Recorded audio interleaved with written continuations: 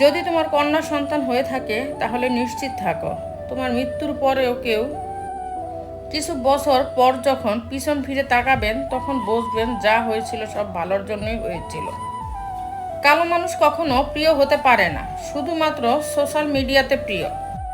শ্বশুর বাড়ি থেকে কখনো কিছু আশা করবেন না, পারলে উল্টো কিছু দিয়ে আসবেন, কারণ যারা আপনার স্ত্রীকে এতটা সময় ধরে আদর স্নেহ দিয়ে বড় করেছে তাদের কাছে আপনি ঋণী।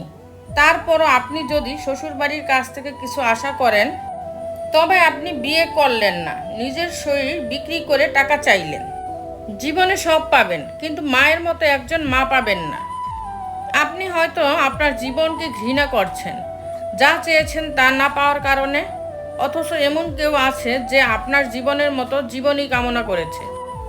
একজনের যখন মৃত্যুদণ্ড দেওয়ার আদেশ হয়েছিল তখন তার স্ত্রী কাঁদতে কাঁদতে এসে বলেছিলেন বিনা দোষে ওরা তোমায় শাস্তি দিল। লোকটি হেসে বলল, দোষ করে শাস্তি পেলে কি তুমি খুশি হতে? কেউ অপমান করলে তাকে উত্তর দেওয়ার সবচেয়ে ভালো উপায় কি জানেন? আমার মনে হয় অপমানের শ্রেষ্ঠ জবাব নীরব থেকে নিজেকে তৈরি করা, নিজের যোগ্যতাকে এমন একটা জায়গায় নিয়ে যেতে হবে যখন অপমান যে করেছে সে যেন নিজেই নিজেকে ছোট অনুভব করে, আর ধৈর্য না হারিয়ে সঠিক সময়ের অপেক্ষা করা। যখন তার মুখোমুখি দাঁড়িয়ে অপমানের জবাব দেওয়া যাবে, তুমি বলেছিলে তোমার কোনো কিছুই ভালো লাগে না, কিন্তু আমি বুঝতে পারিনি কোনো কিছু কথাটার ভিতর আমিও সংযুক্ত ছিলাম। কারো চেহারা দেখে সিদ্ধান্ত নেওয়াটা পৃথিবীর সবচেয়ে বড় বোকামি। বুদ্ধিমান তারাই যারা সব সময় মনটা দেখে সিদ্ধান্ত নেয়। চোখের জল দিয়ে কাউকে বেঁধে রাখা যায় না, যে সত্যিকারের ভালোবাসে সে কখনো চোখে জল আসতে দেবে না। রব চেয়েছিলেন বলেই আপনি হারিয়েছেন, পাওয়ার সময় হলে আবার রবই দিবেন। একটা মানুষ যখন বুঝে যাবে তুমি তাকে ছাড়া থাকতে পারবে না, তখনই সেই মানুষটা তোমাকে ছেড়ে চলে যাবে। প্রকৃত সুখ তখনই পাওয়া যায় যখন তোমার কোনো কাজে নিজের ও অন্যের উপকারে আসে। সুনামে ভেজাল থাকলে বাজারে ভালো চলে, কিন্তু একবার বদনাম হয়ে গেলে এক নম্বর জিনিসও ভেজালের দামে বিক্রি হয়।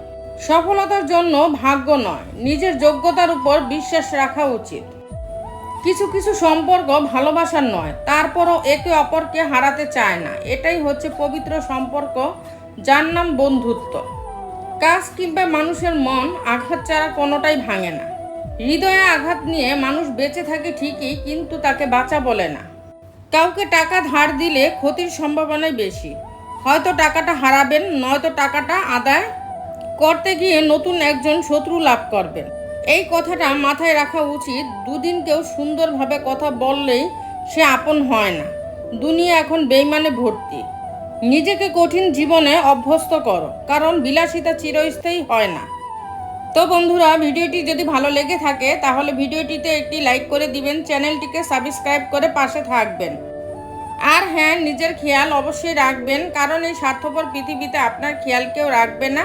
দেখা হচ্ছে পরের ভিডিওতে, ততক্ষণ সুস্থ থাকবেন। Take care.